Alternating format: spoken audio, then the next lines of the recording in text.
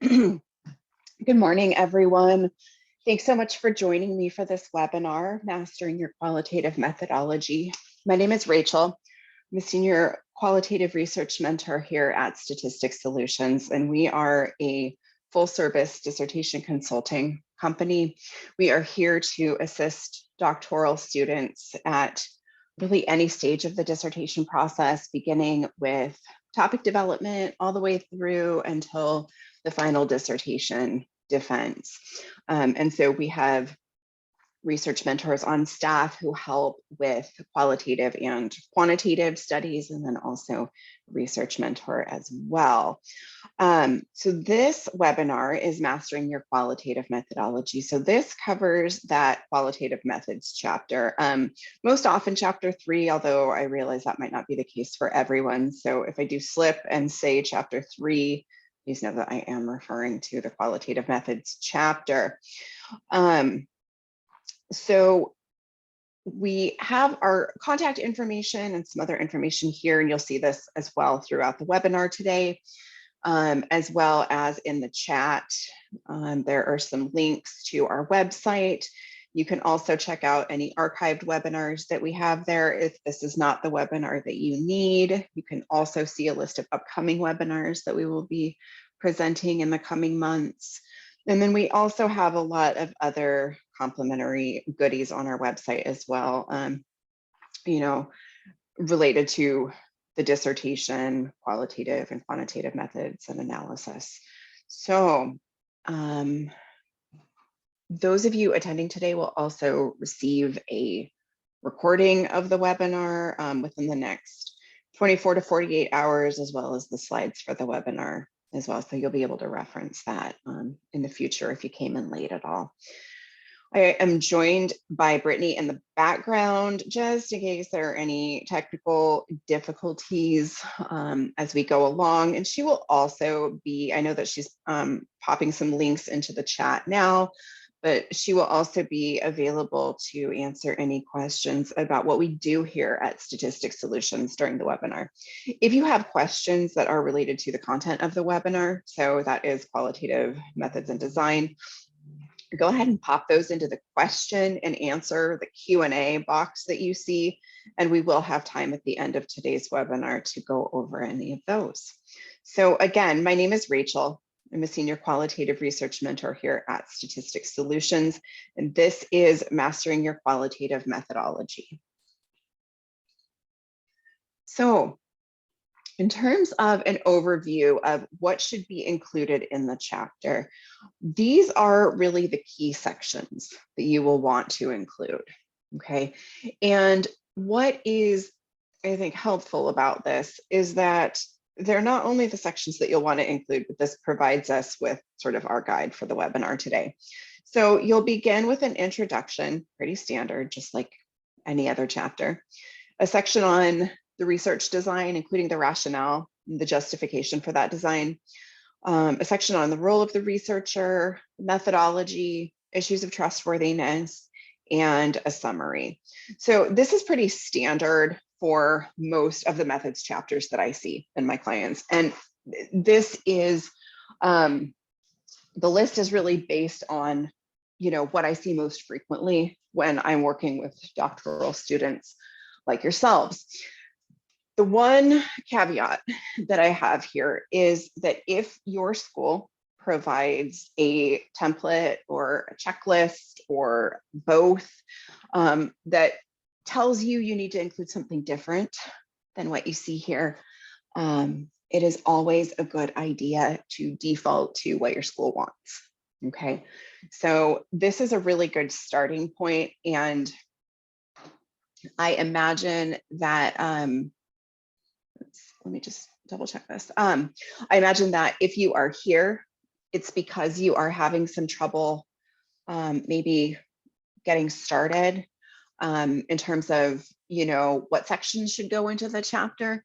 But definitely if your school or your department or your chair has other ideas, make sure that you go with what they want.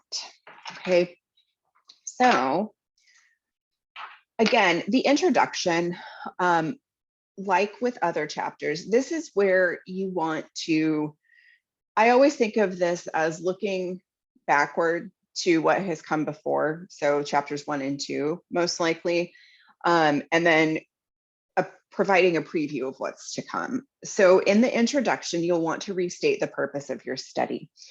And you want to do this verbatim, okay? Exactly the same wording as you have it everywhere else in your dissertation and everywhere else in your proposal. You know, it starts to feel a little bit redundant, I think, and I understand the temptation to change things up a little bit, but those changes can have much bigger implications because words have meaning. And so changing the wording you may inadvertently change the meaning behind the purpose of your study. And you certainly don't want to do that. So restate the purpose of your study verbatim. And then you also want to preview those major sections of the chapter. And so that's what we just talked about, right? The slide before, those major sections, the major components of the chapter. And so you'll just provide a really, high level overview of each of those sections, what to include, what you'll include, so that your reader has kind of a roadmap, an idea of where the chapter is headed. So this chapter then, the purpose is to present the design, the methods, the methodology that you will use to investigate your research question, to answer your research question. So, or questions, if there are more than one. So your research design, in this section, you'll want to restate the research questions. And again, exactly the same as they are presented everywhere else in the dissertation. You'll want to identify and define whatever, sort of the concept is that you're studying. If it's a phenomenon, if it's, a phenomenological study, if it's a case or a case study, whatever it is that you are studying, identify and define what that is. And then it's a good idea, when we write, if you've just sort of come from the literature review chapter and you're funneling down from, broad to narrow, you can kind of think of this for the research design as well. So first you want to identify, is this a qualitative or a quantitative study, right? And so you want to identify and describe why, and I'm going to assume qualitative in this case because you're in a qualitative methods webinar, why a qualitative design is the most appropriate, or a qualitative, tradition or approach is appropriate, and why it's the most appropriate for your study. Okay, so why quantitative wouldn't work. And then you want to identify your specific qualitative design. So is it a case study or a phenomenological study or an ethnographic study? And so in each of these sections, there are a couple of goals. So you want to demonstrate that you are familiar with qualitative studies, quantitative studies, mixed method studies, and why those are useful, sort of the what are they good for and what they are not good for, okay? And you want to do the same thing with the design. So you need to be able to describe a couple of different approaches and a couple of different designs to demonstrate that you're familiar with these designs so that you can show the reader and your committee and your chair that you know what you're talking about when you say that, for example, a case study is the most appropriate design for your study. You need to make that case, right? Make that argument. And so to do that, you have to be familiar with these other designs. Okay, so you're demonstrating that you are familiar with and understand the other options, and you're doing that so that you can justify why that approach and why that design is the most appropriate to address your research questions and ultimately the purpose of your study. So why would you use a qualitative design? Well, there are some good kind of signal words that indicate maybe a qualitative design is the most appropriate. And what I want to be very clear about here, though, is that your problem, your purpose, and your research questions guide your design. You do not enter your research and say, I'm going to conduct a qualitative study and then work backwards. You identify the problem, you establish the purpose for your research, you write your research questions, you develop those questions based on the problem and the purpose, and then you need to think through which is the most appropriate design to address all of that. Okay, it doesn't work the other way. So you're working your way in. Now, qualitative designs are good for use with textual data. So if you're planning to interview people as a means to collect data to address your research questions, then a qualitative design might be appropriate. Okay. If you have research questions that include words like understanding perspectives or experiences, those are good kind of key words that, you know, indicate that a qualitative design might be the most appropriate. Okay, so to collect qualitative data, as I said, we often use interviews, so one-on-one, but also focus groups with multiple participants at a time. You might gather documents and conduct a document analysis, or you might conduct structured observations. Okay, you might do 1, 2, 3, or 4 of these, right? You might do all of them in your study. And again, you know, it has to do with the purpose that you've established in your research questions. So in qualitative studies, the goal isn't necessarily to generalize findings in the way that, you know, we sort of think of in terms of quantitative designs, because we're looking at something really specific, okay? You know, oftentimes very particular, and we're sampling participants who are maybe not random. Okay, we don't use hypothesis testing in qualitative studies. And we, again, you know, we aren't quantifying our results. You may see some numbers thrown in there, but, you know, the goal is not to quantify the results. So this is a pretty high level overview of research designs. I'm just going to touch on these very briefly. This is not an exhaustive list at all of the different types of qualitative research designs that I see. These are the most common, though, in the doctoral students I work with. So most common are things like case study, phenomenological study, something along the lines of a generic qualitative study, or maybe a just more generalized qualitative study. I also occasionally work with students who are conducting grounded theory studies or ethnographic studies, although those certainly aren't as frequent, aren't as common. So we'll talk just very briefly about each of these and sort of its uses. So case studies are really, really helpful if you want a very in-depth look at an in-depth analysis of a specific example of something, a case, or perhaps multiple cases if you're conducting a multiple case study. Okay, and so I like to think of a case study as this really sort of 360-degree look at whatever that case is. And so case studies are helpful for investigating things like atypical cases, so something that stands out as not necessarily fitting a pattern or a norm, an exemplary case, a counterpoint, or a new direction. Something's going on, right, with that case or cases that makes it a little bit different from what we would normally see or expect to find. Or it stands out as a really great example of something that we see happening.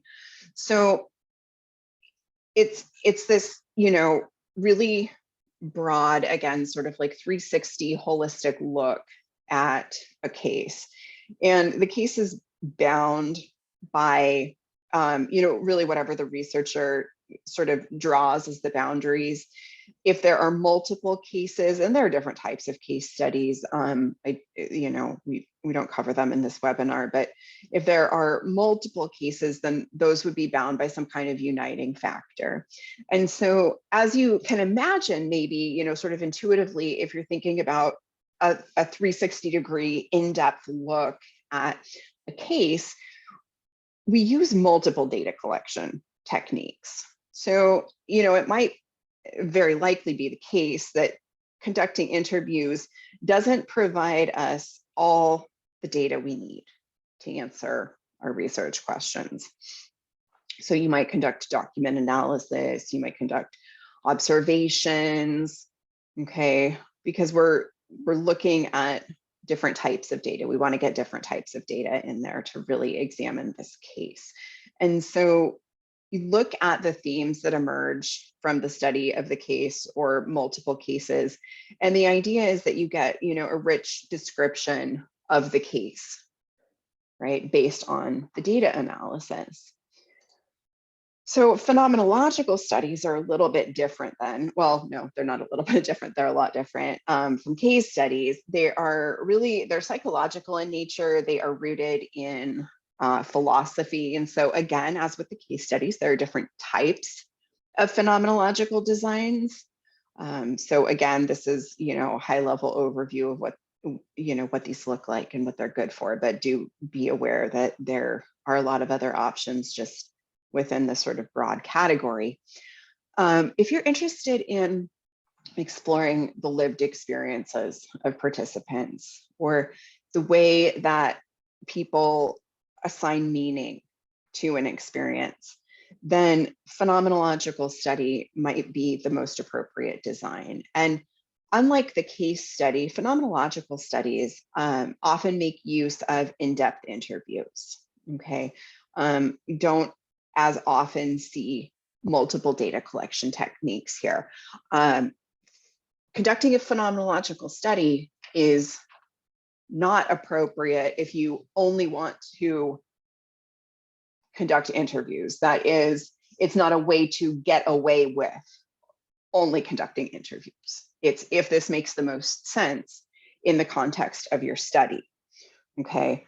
But in-depth interviews, they may be multiple interviews with participants. In depth, we're talking about, perhaps several hours worth of interviews. And the idea is that through these interviews, we are illuminating some commonality of the experience, okay? That there's some sort of essence or structure to the experience that most participants describe.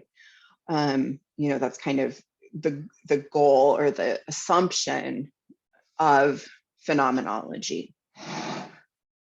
So sometimes, though, our research doesn't fit really nicely within, a phenomenological design or a case study design. And so in this case, you might think about conducting something like a generic qualitative design, or something that's just, maybe we can call it just a more like general qualitative design or a descriptive qualitative design. And in this case, generic does not mean less than or not as good, okay? And I think that's, important to keep in mind, because I have worked with students in the past whose chairs have said, this is not a defensible design, and that's actually not the case. If you're in that position, I do recommend here at the bottom, Percy and colleagues' 2015 work that provides a nice justification of why generic qualitative designs can be very, very helpful. But this approach, then, this design can be helpful when you are looking at more the outward experience, okay, of something, as opposed to that inward psychological meaning making of an experience. Perhaps your study is mixed methods, and so you have a quantitative component as well. So the qualitative component might be generic, okay? And here you have the option also to use multiple data collection techniques if necessary. And so again, you have to be careful, because it's not just the case that you get to pick and choose from whatever you want to do, whatever you feel like doing. It has to be in the context of what you are trying to achieve, right? Based on your purpose and based on your research questions. So whatever makes sense for data collection, is it interviews, questionnaires, surveys, observations, any of that, one or all of those, again, it still has to be justifiable and defensible based on your purpose and research questions. And so the idea here is that we get, some kind of look at or description of the outer world content of a research question. So again, not that sort of deeper layer of meaning making, but simply a description of that experience. So I also occasionally see grounded theory studies. Again,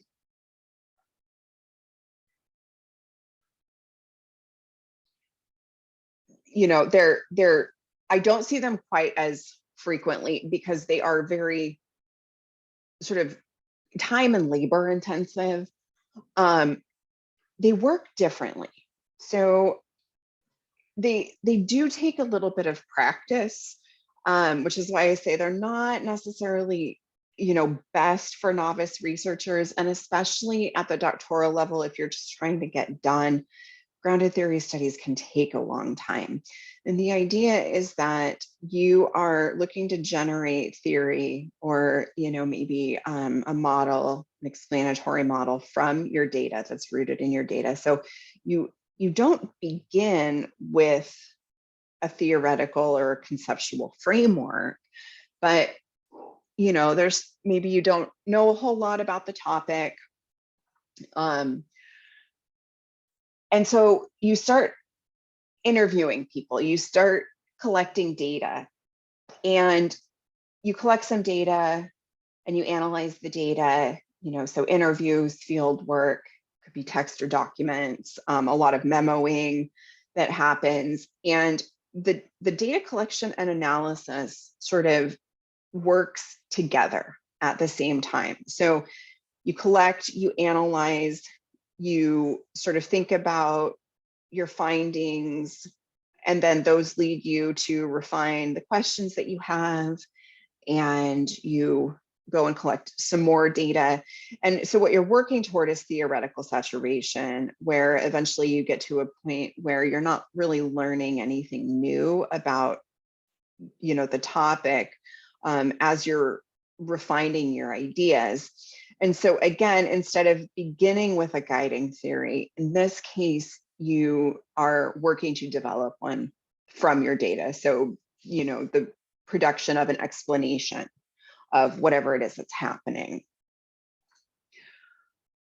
Ethnography also I see less commonly in the students I work with. So ethnography, again, is pretty closely tied to social sciences like anthropology in particular, although you do see it used in some other contexts. And this is really good for understanding a problem in the broader cultural or societal context.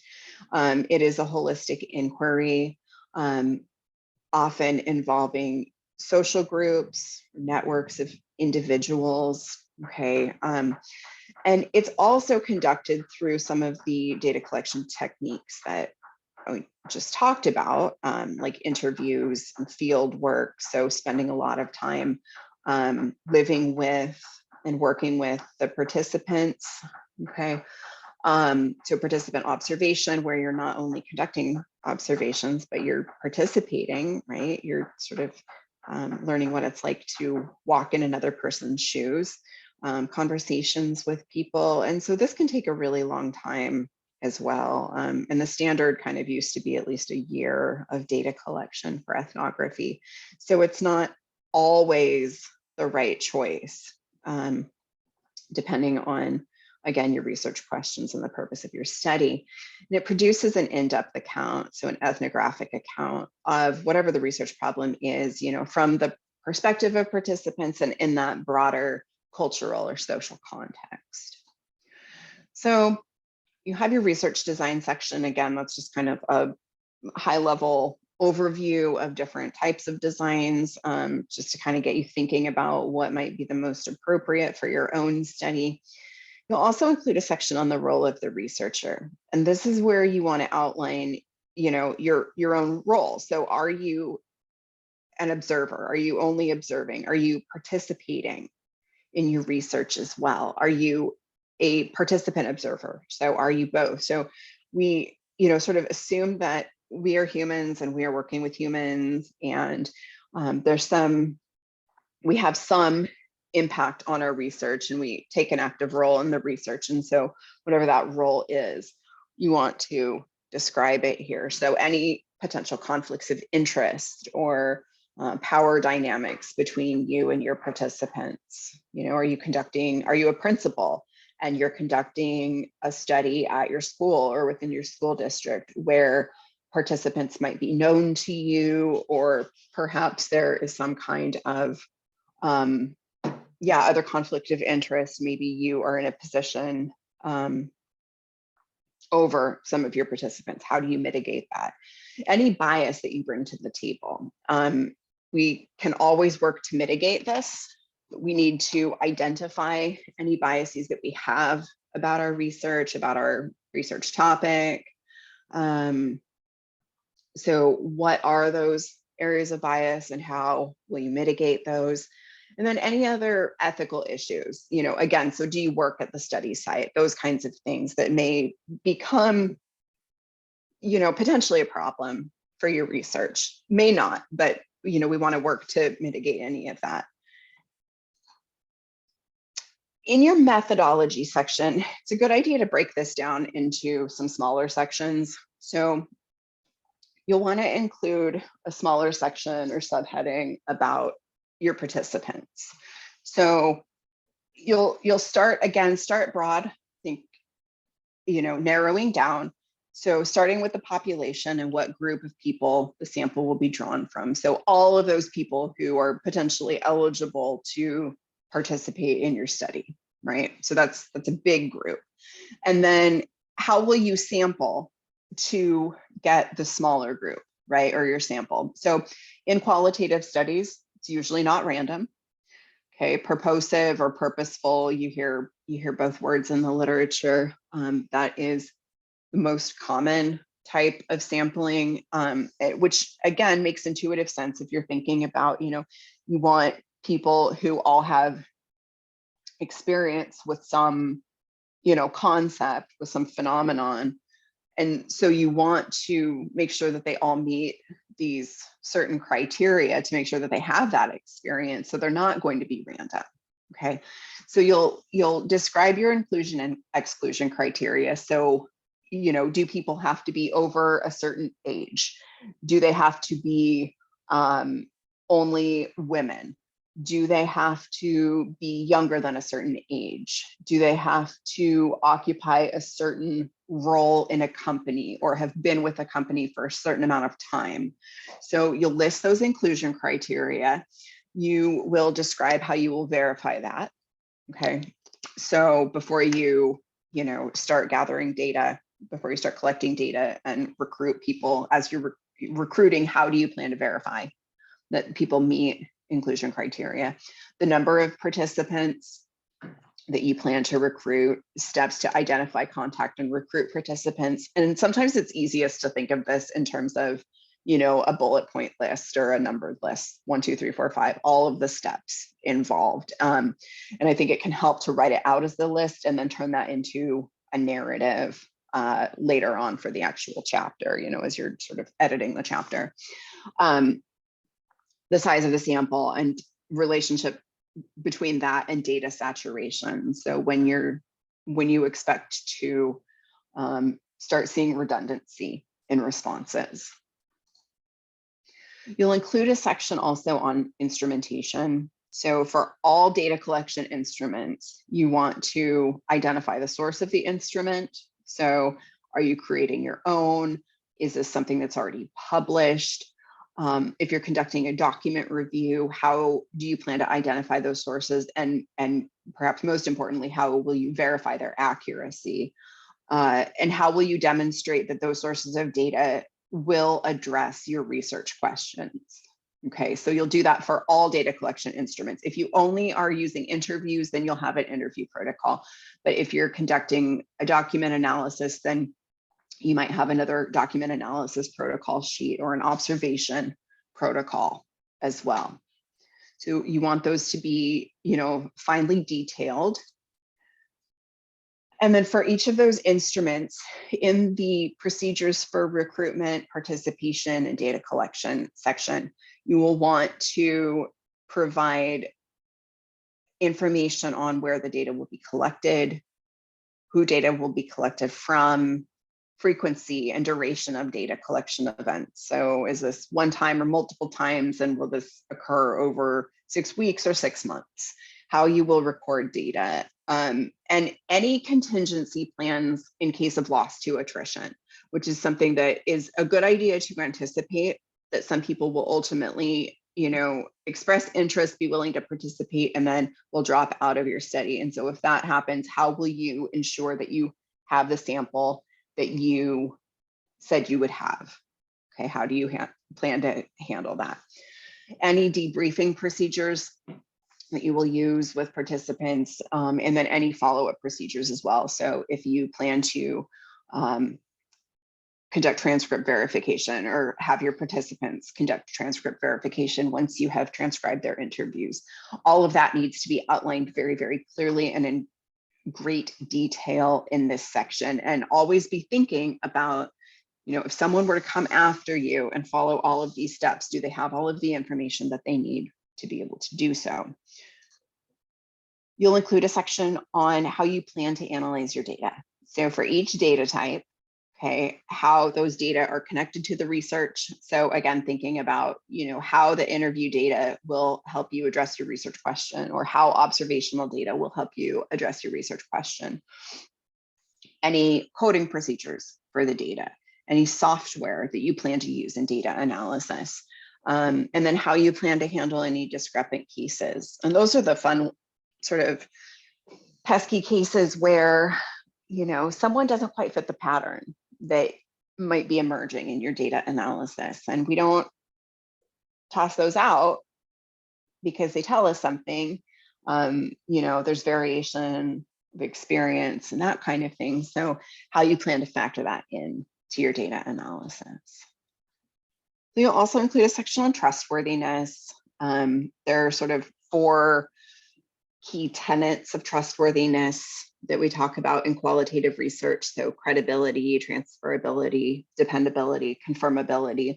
So in this section, I think it's helpful to include like a subheading for each of these 4, and then within each of those subheadings, I usually find it helpful to first include, a brief paragraph on what, for example, credibility is and how you plan to establish that in your research. And so this slide makes it look like, for example, triangulation can only be used to establish credibility, and that's not true. These are not mutually exclusive.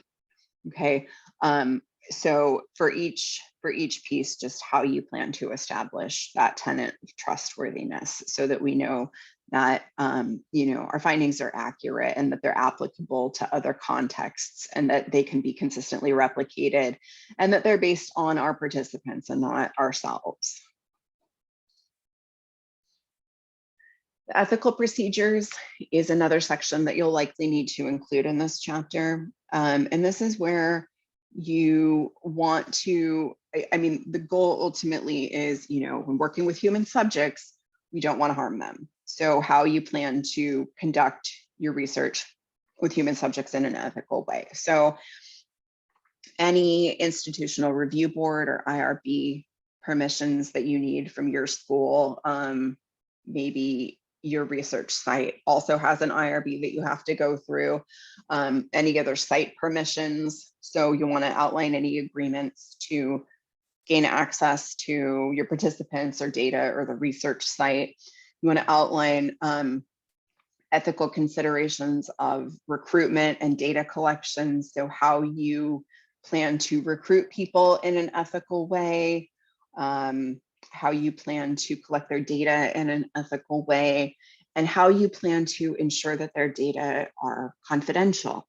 Okay, so we don't talk about anonymity as much in qualitative research, if at all. That would mean that your participants are completely anonymous or unknown to you. And that's not usually the case. Okay, so if they're known to you, then you need to make plans to keep their data confidential. And so that is basically the process of ensuring nobody else can find out who is a participant in your study. So securing their data, okay. And this needs to be detailed as well. I mean, it's things like password protected computers, encryption of files, locked offices, locked cabinets, right? And then whatever plans you have to destroy those data after a period of time. So usually your university will specify a certain amount of time that you have to retain the data, and then after that is when you destroy or delete the data, and so how you plan to do that. In the summary, then, again, think about leaning back, leaning forward. So recap the main points. I like to think about this too as if your summary were to stand alone, someone only had time to read the summary, what do they need to know, okay, to understand everything moving forward? So you recap the problem, the purpose, research questions, method and methodology, okay, and then transition to the next chapter. So it's an overview, and then you're looking forward again to your next chapter. So this chapter can be a real sticking point for students. I see that happen a lot, and I think it's where people spin their wheels because there are a lot of what ifs. It's a chapter that requires some different sort of thinking and writing than the literature review did, which is, summary, critique, analysis. But in this case, you're proposing to do something or proposing to conduct a study that you haven't yet, collected data for. So people can get really hung up in the what ifs, and don't let that happen. There will always be what ifs. You just have to keep moving along. So if you're struggling, I think what's helpful is to, start with the problem you've identified, the purpose of your study and your research questions, and just start to brainstorm, what data do I need to answer these or address these? Who are the people I might need to talk to in order to get the answers? Are there documents that I can look at that will also provide answers? Are there observations that I can make that would provide answers? Okay, so start putting it together in that way. And if it helps, you can make a little brainstorm table or something like that to sort of get everything aligned exactly right. And for some of you, your universities require this kind of a table, which I think is very, very helpful. So if your university doesn't require it, consider making one so that you can brainstorm all of this, so that you can see that really tight alignment between everything. And think about the chapter, your methods and methodology, they're a recipe, okay? And a recipe has two parts, right? It has the ingredients and it has the instructions. So you might, if you're making chocolate chip cookies, you need both parts. You might be given the ingredients and the amount of the ingredients. But if you don't have the instructions, you don't know the steps that you are supposed to take to make the chocolate chip cookies. That maybe you're supposed to cream together the butter and the sugar, right? And then you add the flour and then you add the chocolate chips. So you have no idea what you're doing if you're just given the ingredients. Similarly, if you're just giving the instructions, you don't know what the ingredients are or in how much, okay, or how much you need to put in. So that's your methods and your methodology. The methods are the ingredients, and your methodology, that's the instructions. Okay, so you need both. Again, as you're writing this, be thinking about what does someone else need to be able to replicate this study. Okay, that's the level of detail that you have to provide in this chapter. Things are going to change, get comfortable with it. That always happens. It's just the nature of working with humans. Okay, something will happen. Don't get hung up in the what ifs. This is I like to think about it as those internet memes, you know, the expectation versus reality photos. This is the expectations chapter, okay? If things change, you address that in your results chapter. And if they change so much that it becomes a limitation, you address that in your discussion chapter in the limitations section. But be okay with things may not go according to plan, okay? Everybody's starting work on their dissertations and data collection at the beginning of 2020. You know, certainly we're in for a big surprise with a pandemic. And now almost 2 years later, here we are still, okay? And everything is still changing. So things will change. That's perfectly fine. You can address that later, okay? But don't get hung up on that, right? Just work your way in, sit down and think logically about the alignment between problem, purpose, and research questions, and go from there, okay? If you're still stuck, that's where we come in. So again, we are Statistics Solutions. We're a full service dissertation consulting company, and we are here to provide timely editorial assistance and consultation at all stages of the dissertation. So all the way from topic development through to final dissertation defense. And we have a team of qualitative and quantitative and research mentors to help with any type of study that you might be working on. And we also provide a complimentary 30-minute consultation. Okay, so if you're stuck, the consultation is really helpful because you can talk to one of us and we can determine the best plan moving forward, how we can help. And so you can call us, our phone number, 877-437-8622. You can email us at info@statisticsolutions.com. You can go to our website and there's a link where you can schedule yourself without ever having to talk to anyone. Schedule yourself for the consultation for a time that's convenient for you. And again, that is to just get a better feel for your research and where you're at and see where we can come in and help out.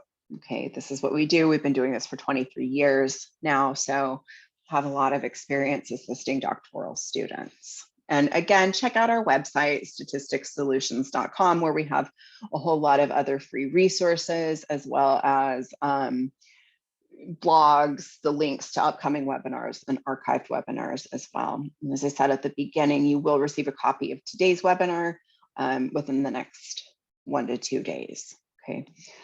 So I've got some questions. I will be conducting case studies. My advisor and I are targeting 30 participants. IRB has asked how we came to this number. Since we have no power analysis, what other factors can I use to justify 30 participants? Yeah, so no power analysis in qualitative studies. So what you'll want to do is return to the literature and take a look at case studies that are similar to your own, and use those and whatever their recommendations for participant number and sample, use those to justify the number of participants that you're using. And this is the case if you're if you have 30 participants or if you have 1 participant. So in qualitative studies, you always want to take a look at the literature and use that to justify your decisions.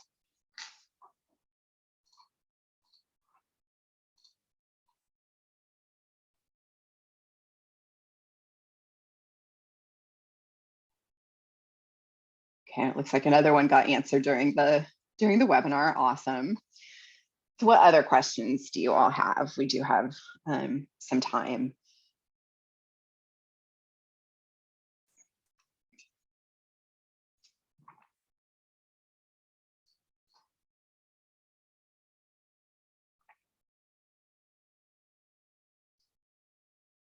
The question is, do I recommend requesting permission from authors when a published study is used?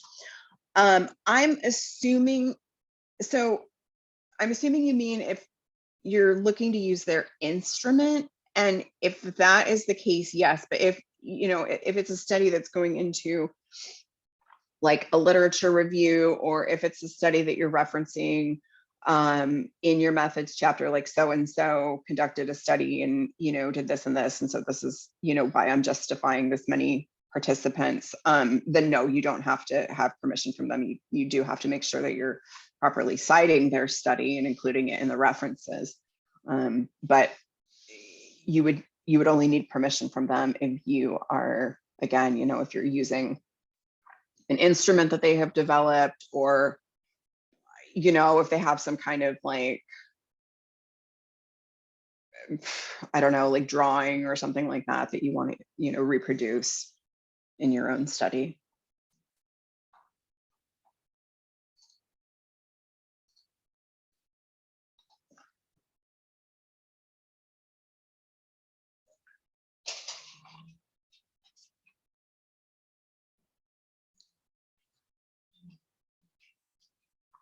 We have a question about how do you know whether or not to do a phenomenological versus ethnographic study focusing on a specific subgroup, so African American women in a specific area. There's not really a sort of good hard and fast rule here. You would have to go and look, sort of at the literature, but also take a look at the different designs, different phenomenological designs. Phenomenology, again, is more sort of like the psychology and meaning making behind the experience. Ethnographic study is, looking at things more in this sort of holistic, cultural, social context. So unfortunately, I don't have a, great answer for you other than it depends. Would certainly need to know more about the study.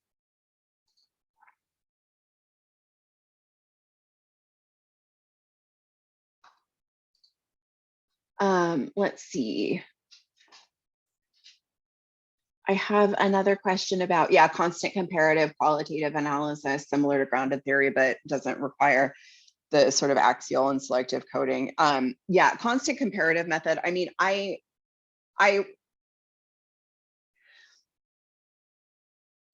have used it, yes. And what my general sort of thinking is that in terms of qualitative analysis, fundamentally, most analysis is similar. It gets you to kind of the same place. So, with constant comparative, I see oftentimes people use or propose to use something like axial and selective coding, but apply it to phenomenology or something like that. And so certainly the wording is not quite right there, but constant comparative method, yes, I've used it, I think is also helpful. Thematic analysis as well. But I mean, fundamentally, they're it's a method of analysis to make decisions about what's similar and what isn't when we're starting to categorize or thematize things.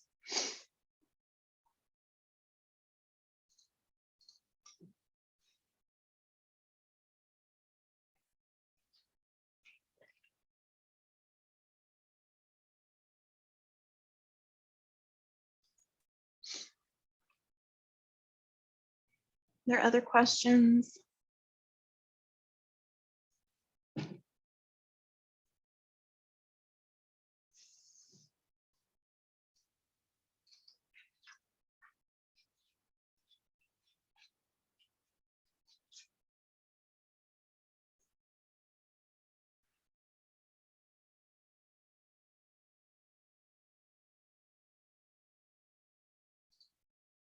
All right, I don't see anything else coming in.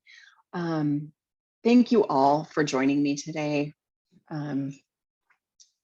Again, please check out our website, statisticsolutions.com.